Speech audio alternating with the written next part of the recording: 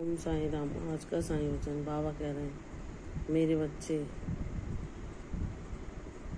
श्राद्ध पक्ष प्रसाद पक्षों की शुरुआत हो चुकी है, जिनमें हम अपने पितरों को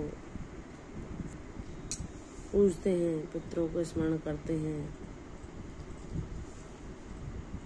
उनका आशीर्वाद और कृपा उनसे मांगते हैं। हम उन्हें प्रसन्न करने के लिए पूजा, होम आदि सभी सत्कर्म करते हैं। दान पुण्य उन्हीं के निमित्त करते हैं। हमें ये कर्म सदैव ही करते रहने चाहिए, क्योंकि हमारे पूर्वज ही हमारे प्रथम पूज्य देवता हैं, जिनकी कृपा के बाद ही हमें सब देवी देवताओं और प्रभु की कृपा मिलती है। इसलिए सदैव हमें अपने पितरों को भी स्मरण करते रहना चाहिए, जिनकी बदौलत हमने ये शरीर पाया, ये संसार देखा। उनसे ही हमने वे मूल्यवान संस्कार पाए, जिनको ग्रहण करके हम जीवन के हर एक संघर्ष में उन्हीं को याद करते हैं और उन्हीं के सिखाए हुए मूल्यों को धारण करके उन संघर्षों पर भी विजय प्राप्त करना चाहते हैं। बाबा कहते हैं, मेरी बच्ची, तुम मुझे चाहे पितरों के रूप में पूजो, देवी देवताओं के रूप में पूजो, या तुम्हारे हृदय में स्थित आत्मा के रूप में मेरा स्मरण करो। मैं तुम्हारी हर पुकार को सुनता हूँ। और तुम जब दूसरों को अपने जीवन में सब सुखों से परिपूर्ण देखते हो, तो तुम सोचते हो कि बाबा, मेरे जीवन में खुशियाँ क्यों नहीं है, मेरी संघर्षों की अवधि इतनी लंबी क्यों है। तो मेरी बच्ची, सब कुछ ईश्वर की मर्जी से होता है। और जब हम इस संसार में आते हैं, तो ईश्वर हमारे सभी कार्यों को, हमारे सभी जीवन में जो भी घटित हुआ, उन सब घटनाओं को ईश्वर ही निर्धारित करते हैं, और वह हमारे कर्मों का ही लेखा जोखा होता है। लेकिन जो ईश्वर से जुड़ा होता है, इस जन्म से नहीं, कई जन्मों पहले से, तो प्रभु सदैव उसके साथ रहते हैं। चाहे वे अपने प्रारब्धों को भोगने में प्रभु को याद करे, या जीवन के उन अनुभवों रूपी पाठ को सीखने में जो उसके गुरु से सिखाना चाहते हैं।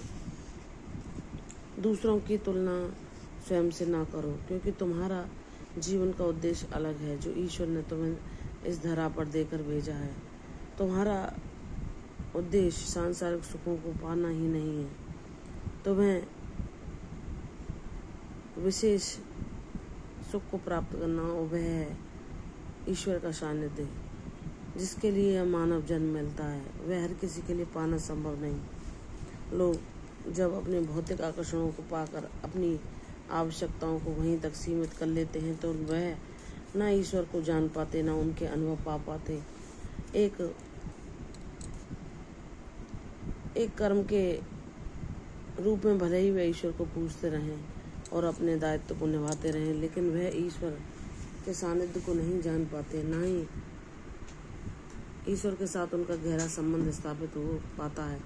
मेरी बच्ची, तूने चाहे कितने कष्ट और दुख झेले हों, लेकिन तूने हर पल मेरा नाम स्मरण किया है, मुझे पुकारा है, मुझसे ही सहायता मांगी है। जब सबने तुझे उन दुखों के अंधेरे में अकेला छोड़ दिया, जहाँ तुझे तेरा माता पिता का साथ भी न मिला, तो तूने सहायता के लिए सदैव मुझे ही पुकारा, मुझसे ही सहायता मांगी, और मैंने हर पल तुझे अपने होने का एहसास दिलाया। मेरी बच्ची, निराश ना हो। किसको क्या देना है और किसको कहाँ पहुँचाना है, यह सब ईश्वर की मर्जी से होता है। तुम जो सुख मांग रही हो, ईश्वर तुम्हें उससे भी बहुत ज़्यादा बड़ा कुछ देना चाहते हैं। उन्होंने तुम्हारे जीवन की रूपरेखा तैयार की है। उन्हें पता है तुम्हें जितने भी संघर्ष मिले हैं, इसके बाद तुम्हारे जीवन में कौन सी खुशियाँ आने वाली हैं, तुम किस उद्देश्य की ओर अपने लक्ष्य को तय करने वाली हो, यह सब बाबा को पता है। इसलिए कभी दूसरों को देखकर अपने आप को कमजोर न समझो, अपने आप को लाचार न समझो। उनकी खुशियों को देखकर तुम यह न समझो कि मेरे जीवन में इतने दुख क्यों।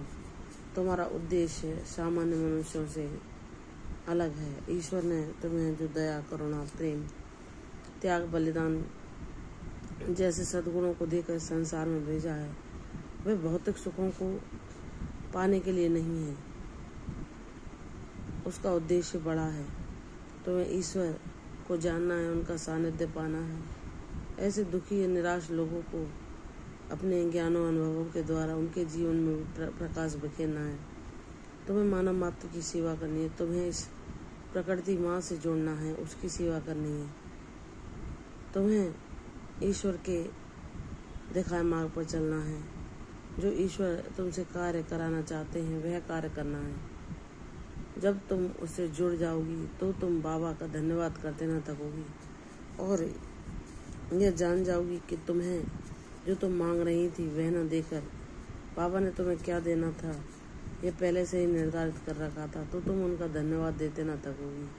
मेरी बच्ची, मैं जानता हूँ लोग तुझे तेरी बेबसी और लाचारी का हर पल एहसास दिलाते हैं। तेरे आर्थिक समस्याओं को लेकर तुझ पर व्यंग कसते हैं। तू निराश न हो मेरी बच्ची। मैं तेरे जीवन में वह अवसर भेज रहा हूँ जिसकी तू लंबे समय से प्रतीक्षा कर रही है।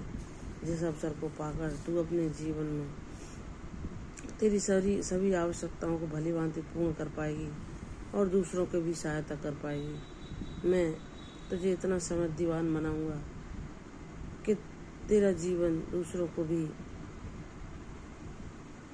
सुख पहुंचा सके।